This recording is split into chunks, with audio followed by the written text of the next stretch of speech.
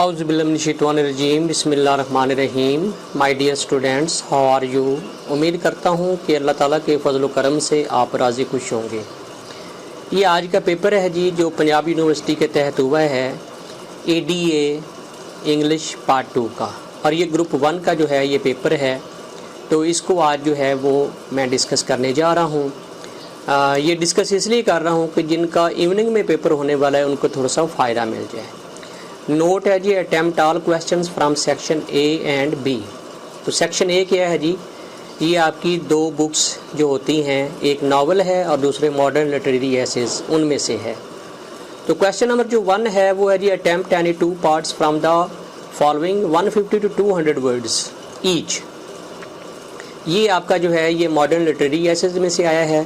तो इसमें जो ऑप्शन 1 है वो है जी, what does the spring season signify in the essay whistling of bird.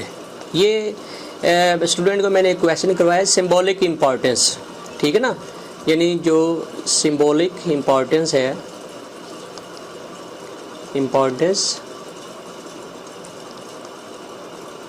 ठीक है, इस ऐसे की जो सिंबॉलिक इम्पॉर्टेंस है उसके ऊपर ये लिखना है, ठीक है ना। अगर आपने सिंबॉलिक इम्पॉर्टेंस वाला जो क्वेश्चन है वो सही तरीके से किया है तो इंशाल्लाह आप ये भी लिख लेंगे। दूसरा है, describe the difficulties faced by the people at the time of independence.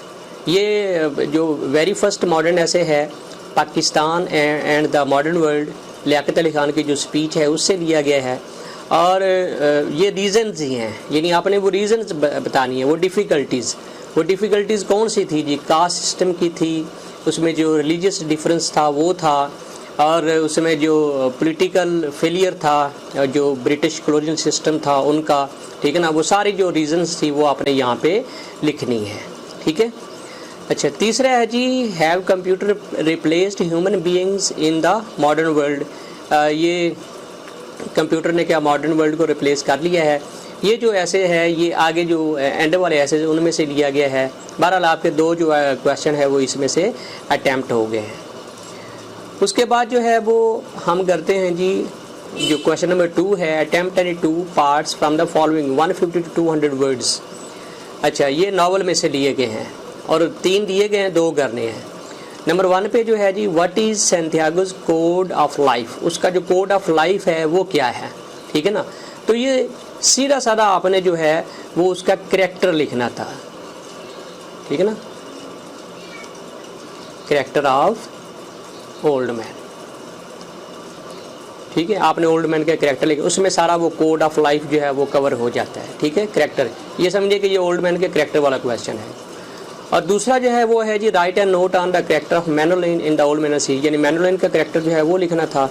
अब ये दोनों करैक्टर, 2 ही मेजर जो हैं वो करैक्टर हैं इसके अंदर, एक सैंटियागो है और एक मैनोलिन है, तो दोनों के करैक्टर आ गए। तीसरा जो क्वेश्चन है वो है जी, what message do we get from the novel. Novel से हम कौन सा मैसेज जो है वो हम गेट करते हैं।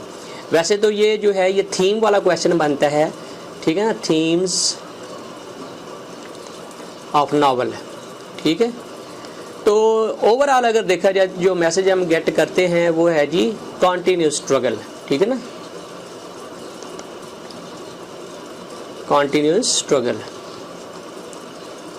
ठीक है।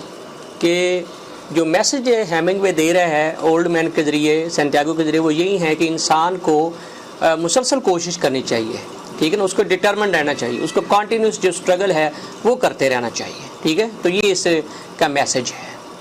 अच्छा, अब सेक्शन B की तरफ हम आते हैं। सेक्शन B जो है उसमें ये हैं एसेज हैं। अच्छा, क्वेश्चन नंबर 3 है, right an essay on any one of the following topics 300 to 350 words, 25 marks का ये विद आउटलाइन। आपने, हालांकि उसने आउटलाइन का जिक्र नहीं किया, लेकिन आपने आउटलाइन जो है ना वो ज़रूर आपने लिखनी है, क्योंकि 5 मार्क्स की आउटलाइन होती है और 20 मार्क्स का जो है वो ऐसे होता है, तब जाकर ये 25 बनते हैं, ठीक है। तो पहला जो टॉपिक है वो जी, हॉरर्स ऑफ वॉर्स। जो दूसरा है वो है जी, ड्रग एडिक्शन, ठीक है। और तीसरा है पैट्रोटिज्म, और चौथा है आवर एग्जामिनेशन सिस्टम। उम्मीद है कि स्टूडेंट ने इसके ऊपर बहुत ज़्यादा लिखा होगा, आवर एग्जामिनेशन सिस्टम के ऊपर। फिर है जी, प्लेयर ऑफ रीडिंग, ठीक है। तो टॉपिक जो हैं वो अनयूजुअल से हैं, यानी जो हम कह रहे थे वो नहीं, उससे ज़रा हट के आए हैं, ठीक है ना, और ये हो जाता है, ठीक है, क्योंकि पेपर तो किसी ने पहले देखा नहीं होता लेकिन अब यूनिवर्सिटी के अंदर ये ट्रेंड बनता जा रहा है कि वो जो अनयूजुअल टॉपिक होते हैं, ठीक है, वो ज़्यादा पेपर के अंदर देते हैं। तो बहरहाल इवनिंग का पेपर देखते हैं उसमें कौन से टॉपिक्स आते हैं। बहरहाल ये आपके सामने टॉपिक्स हैं, इनमें से इजी भी हैं, मुश्किल भी हैं। 2-3 टॉपिक ऐसे हैं जिसके ऊपर आप बहुत कुछ जो है वो लिख सकते हैं। अच्छा, क्वेश्चन नंबर जो 4 है वो है जी ईडियम्स का और फ्रेजल वर्ब्स का। Use any 5 of the following idiomatic expressions in your own sentences. यानी टोटल ये तकरीबन 10 दिए गए हैं और आपने एनी 5 जो है वो करने हैं। No extra attempt will be marked, यानी आपने कोई एक्स्ट्रा अटैम्प्ट नहीं करनी है। स्टूडेंट होते हैं वो 6-7 कर देते हैं, तो उसने पहले 5 ही चेक करने होते हैं, एक्स्ट्रा अटैम्प्ट का कोई फ़ायदा ही नहीं है। तो इसमें जो पहला हमारा ईडियम है वो है जी, तो इसमें पहला हमारा जो फ्रेजल वर्ब है वो है जी एट लेंथ। एट लेंथ का मतलब होता है आखिरकार, आखिरकार, ठीक है ना। He got success at length, आखिरकार उसने कामयाबी हासिल कर ली। और इन द टीथ ऑफ होता है मुखालफत, ठीक है। He went there in teeth of hardships, ठीक है। ये हार्डशिप्स के बावजूद भी वो वहाँ पे जो है वो चला गया। अच्छा, उसके बाद है जी ऑन द कारपेट। ये ऑन द कारपेट का मतलब होता है डांटना, ठीक है, डांटना यानी किसी को स्कोल्ड करना। तो इसका बनेगा ही वॉज कॉल्ड, ये नंबर 3 है। He was called on the carpet, CARPET, carpet, for his mistake, ठीक है ना, उसको डांटा गया उसकी गलती की वजह से। मेडन स्पीच जो होता है वो होता है जी पहली तकरीर,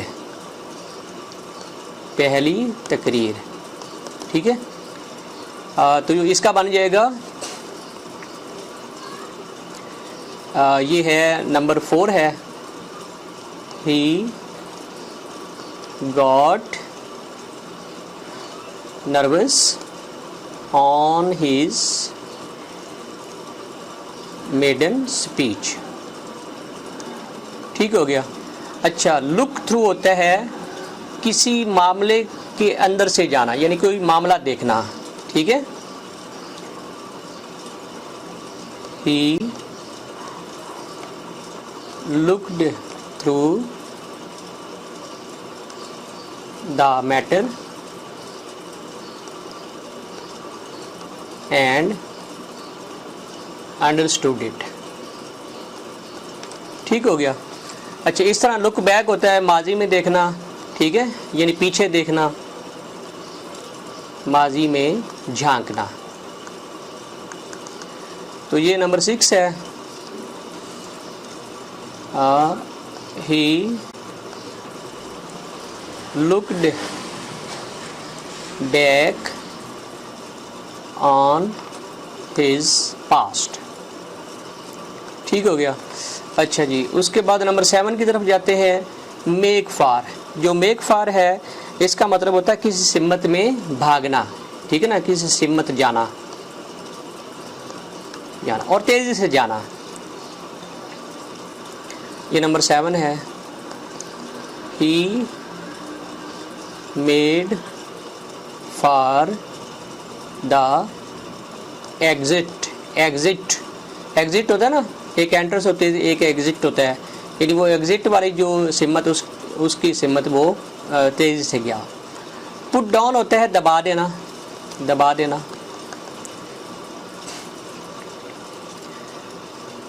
ये नंबर 8 है, तो इधर कर लेते हैं। The king put down the rebellion, sorry REBELLION, बगावत, बादशाह ने बगावत को दबा दिया। और पुट ऑफ होता है टालना, ठीक है, पुट ऑफ टालना। ये नंबर 9 है तो इसको इधर कर लेते हैं। ही पुट ऑफ द मीटिंग, ठीक है। और एक रह गया हमारा सेट आउट। सेट आउट होता है सफ़र शुरू करना, सफ़र शुरू करना। अच्छा ये नंबर 10 है, इधर कर लेते हैं। ही सेट आउट फॉर कराची, ठीक है। अच्छा ये आपके हो गए। अच्छा उसके बाद है जी क्वेश्चन नंबर 5 है, ये है जी करेक्शन का। अच्छा इसमें जो नंबर 1 है वो है the ship was drowned in the ocean. अच्छा याद रखिएगा जानदार चीज़ जो ना वो ड्राउन करती है, ठीक है। जो बेजान होती है वो सिंक करती है, ठीक है ना। तो अब ये वाज के साथ थर्ड फॉर्म है सिंक, सैंक, संक, ठीक है ना। तो शिप के लिए आप सिंक लगाएंगे और सिंक की जो थर्ड फॉर्म है वो संक है, SUNK, SUNK। आपने ड्राउन की जगह संक लगाना है। The ship was sunk in the ocean. Number 2 पे है जी the Aslams lives in Lahore. अच्छा असलम जो है ना वो प्रॉपर नाउन है और प्रॉपर नाउन के साथ आर्टिकल दा नहीं लगता है, ठीक है। ये कट करना पड़ेगा। असलम लिव्स इन लाहौर, ये सही हो गया, ठीक है। नंबर 3 पे है जी he put the book in the table and left. देखिए किताब जो है ना वो आप कीप करते हैं, पुट नहीं करते हैं। तो पुट की जगह आपने केप्ट लगा लें।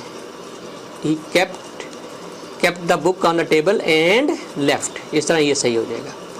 तो नंबर 4 है जी Naveed is my older brother. जो ब्लड रिलेशन होता है उसके लिए ओल्डर नहीं लगाते, उसके लिए एल्डर लगाते, ELDER, एल्डर ब्रदर। इस तरह ये सेंटेंस आपका ठीक होगा। नंबर 5 पे है जी the table of the dining room. अब ये कलेक्टिव नाउन है लेकिन उसने ऑफ लगा रही है जो कि गलत है, ठीक है ना। तो ये हो जाएगा dining room table, the dining room table, the DINING dining, आगे रूम और टेबल लगा लें, टेबल, ठीक है ना।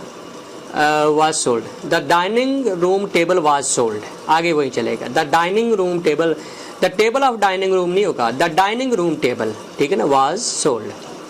अच्छा नंबर 6 है जी my brother's friend's mother has died. अब इसको आप यूँ लिख सकते हैं, ये यहाँ पे डबल अपॉस्ट्रोफी है, ये गलत है, ठीक है ना। इसको आप लिख लें, सेंटेंस कौन सा है, my brother's friend wife mother, my brother's, sentence है जी my brother's friend's mother, the mother of my brother's friend, the mother of my brother. अब यहाँ पे अपॉस्ट्रोफी एस, ठीक है ना, ब्रदर्स फ्रेंड, ठीक है। आगे वही लगे has died, the mother of my brother's friend has died, ठीक है। नंबर 7 पे है जी I was educated at Oxford University. अब यहाँ पे देखिए अपॉस्ट्रोफी एस गलत, इसका कोई इस्तेमाल यहाँ पे बनता नहीं है, ठीक है ना। तो इसमें क्या करना है आपने, सिंपल जो है वो ये अपॉस्ट्रोफी एस ख़त्म कर देना। I was educated at Oxford University. Number 8 पे है जी he knew that the earth moved round the sun. अब the earth moved round the sun, ये यूनिवर्सल ट्रूथ है। तो यूनिवर्सल ट्रूथ जो है ना वो हमेशा प्रेजेंट इंडेफिनिट में करते हैं। He knew that the earth moved, moved नहीं होगा, मूव्स।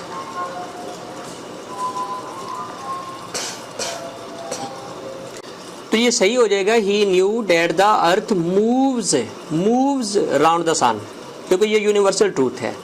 नंबर 9 पे है sun rises in the east. जितनी हेवनली बॉडीज होती हैं, मतलब सन है, अर्थ है, मून है, उनसे पहले आर्टिकल दा लगता है, the sun rises in east, ठीक है, इन ईस्ट। तो ये आपका ठीक हो जाएगा।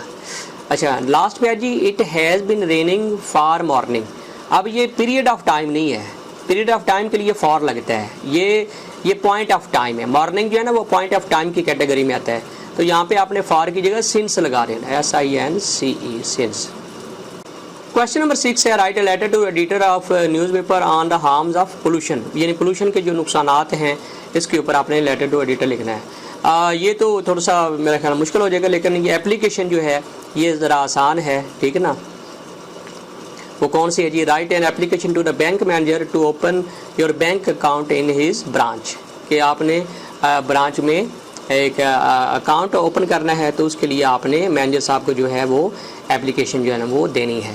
ओवरऑल देखा जाए तो पेपर जो था वो बहुत ही ईजी था और उम्मीद की जाती है कि जितने स्टूडेंट ने ये अटैम्प्ट किया है वो कामयाब होंगे। अल्लाह ताला उनको कामयाब और कामरान करे और मेरी दुआ है कि जो इवनिंग वाला पेपर है वो भी इस तरह आसान आए। इसके साथ ही शाहिर भट्टी को इजाज़त दीजिए। अपना बहुत ख्याल रखिएगा। अल्लाह हाफिज़।